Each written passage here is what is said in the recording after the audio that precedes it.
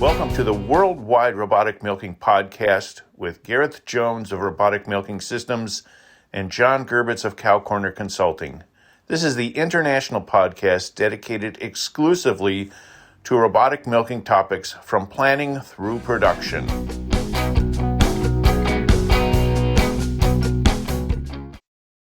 Hi, my name is Gareth Jones from Robotic Milking Systems in the UK. And I'm John Gerbitz with Cow Corner Robotic Milking Consulting. And this is our podcast, Worldwide Robotic Milking. Well, John, this is our third podcast now, and I believe today we're going to start talking about feeding and really sort of focusing on forage initially, because this is what drives everything. For me in the UK, I'm going to talk about UK and Ireland, really, because this is the sort of market that I work in.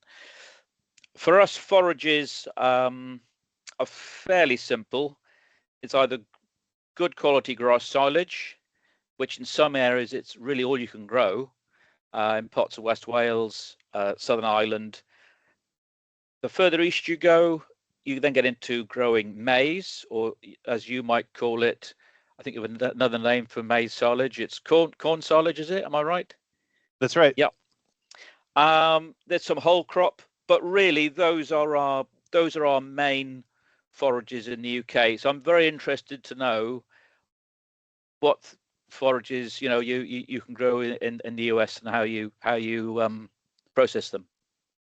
So in the US and particularly here in the Midwest, a lot of corn silage, and in Wisconsin and in the Midwest, a lot of alfalfa haylage.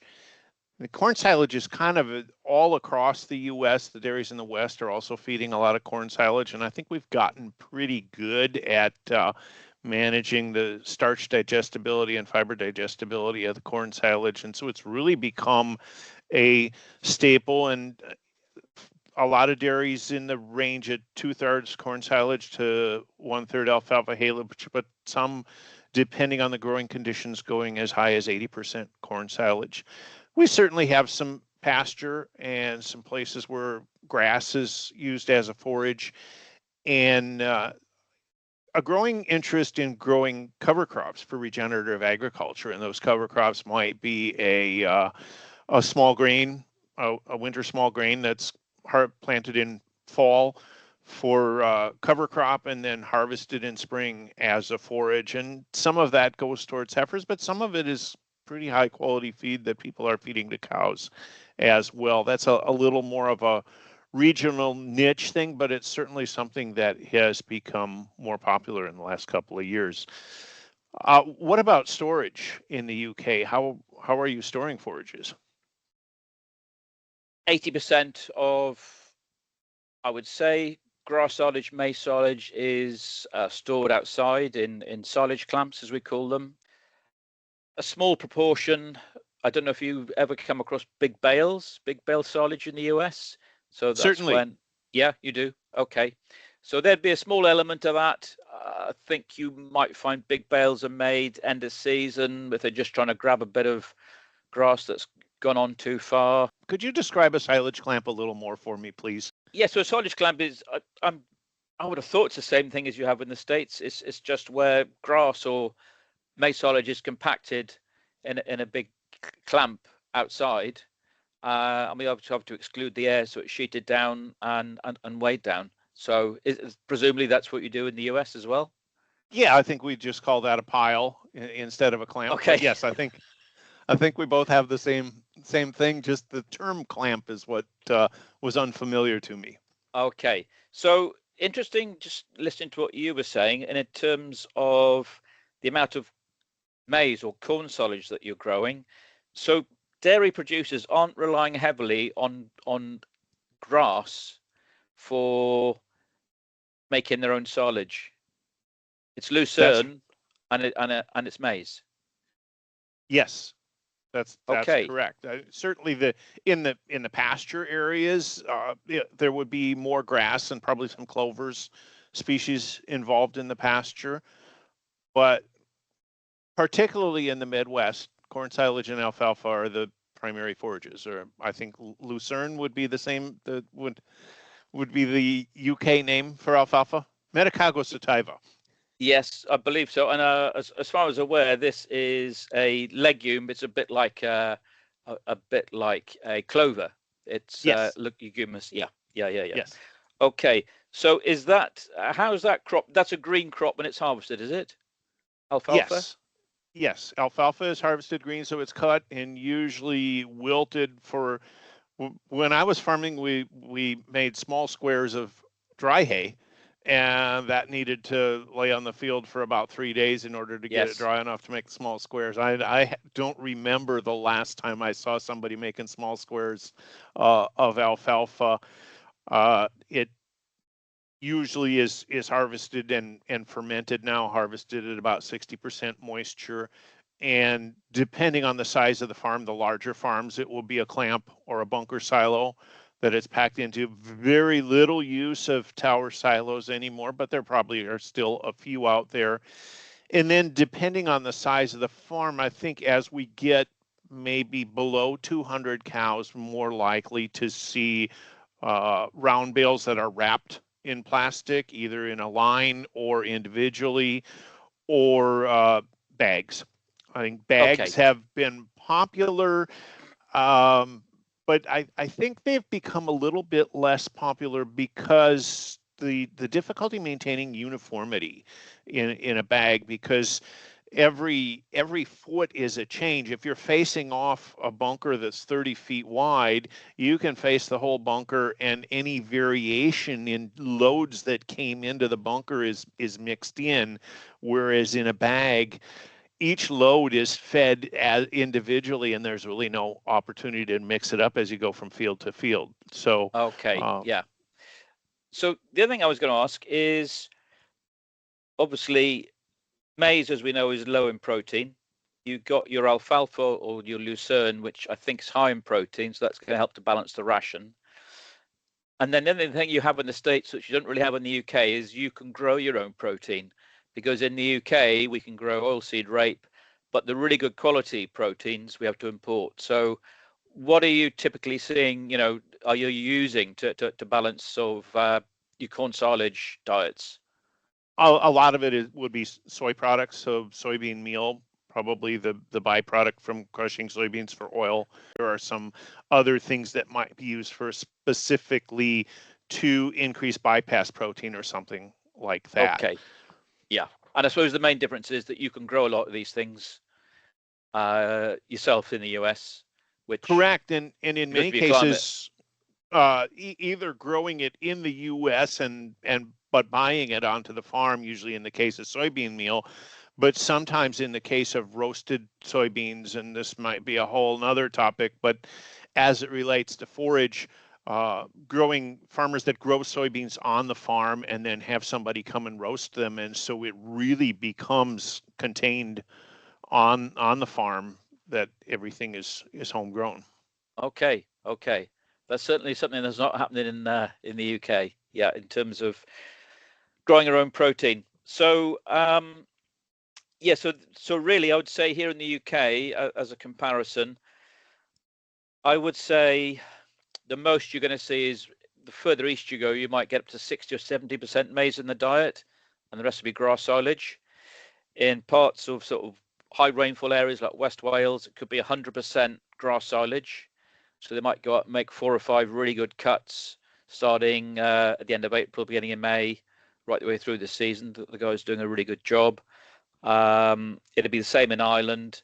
So yeah, we are relying very heavily on what we can grow well in a wet climate, really. How long is the growing season there? The typical, again, it depends where you're farming, but where I live in West Wales, 1st of April would be average turnout. And the way it's going this year, it could be later than that because it's been very wet. That will go through until October time. These are for the high production guys, if they're turning cows out. We then have a spring calving element as well, which obviously can include robotics, and it certainly would in Ireland. When they will spring calve, they'll calve cows in February, and they go out to grass in February, and they'll milk as much as they can off grass right through until November. So they're therefore looking at least cost production systems. and looking at weight of solids in the milk rather than litres. So we've got it all going on here, from the high input guy, House 365, to the low cost guy outside 10 months of the year. Quite varied. And so, kind of to bring this back to the robotic milking theme that the Sure. podcast is about, how do you see these forages impacting how the robotic barns flow? I don't think in the UK it has as much impact as it would for you in the US. And the reason I'm saying that is that 99% of all robot producers in UK and Ireland will feed concentrates at some level through the robots. And I know there's different things happening in the US. So I haven't been on a farm. I don't know of anybody that's using like your no pellet approach or no concentrate approach in robots. Everyone is feeding in the UK. So the forages will dictate milk production. It'll dictate how good a job they're doing, whether they're PMR, but there's very few people. Well, there's no one really operating a TMR system in the UK on robots with no feed with no feed. So I think very, very different to what you're experiencing.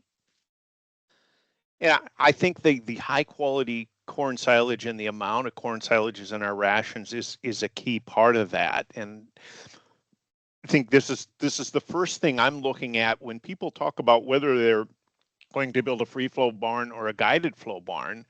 How much corn silage are you including in this? I mentioned this a little bit in our last episode, that if you are feeding 80% of an extremely high quality corn silage, then it really becomes difficult to take enough energy out of the forages to replace that energy in the robots and give the cows a metabolic reason to come to the robot in a free flow barn. As you get down to 60% corn silage, that balance becomes a lot different. In these guided flow barns that are not feeding anything in the robot, it is the quality of the forage that brings the cow to the selection gate. There's a lot of questions about why is it still a good idea to feed in the robots, and there certainly are some reasons to continue feeding in the robot, and I think that's for another episode. I think the other thing for me as we talk about forages and robotics is rate of passage. And cows get out of their stall to come back to the bunk. And these high quality forages that pass through the cow quickly, and this is what you're doing with your pasture forages, they Sure. pass through the cow quickly, and the cow is ready to eat again, and that gets her out of her stall and gives us an opportunity to milk her. And that's the importance of high quality forages in robotic milking. And I think that applies with your forages as much as it does with ours. Yeah, I think the difference here would be we aim to make as good a forage as we can, but we'd never be in a position, or would be very much in the minority, where we got 80% corn silage going in, and we're looking to dampen it down a bit because it's so good. We don't really have that position in the UK, and I think because there's so much free access going on as well, people are having to feed in the robot to get them in, because guided would most probably, I'm guessing, make about 20% of our market. Sure. So I think we've covered a lot of the different aspects of growing forages, the different species that have grown, and how our different growing conditions really give us a different set of forages, and how those forages contribute to how we manage our robot barns. I think that wraps it up for today, and we will continue our next episode with a little bit of how the concentrate fits with the forages. Thank you for listening to the Worldwide Robotic Milking Podcast, where Gareth Jones of Robotic Milking Systems and John Gerbitz of Cow Corner Consulting share their insights on robotic milking around the world. Join us again for the next episode, and be sure to like the show where you listen to podcasts.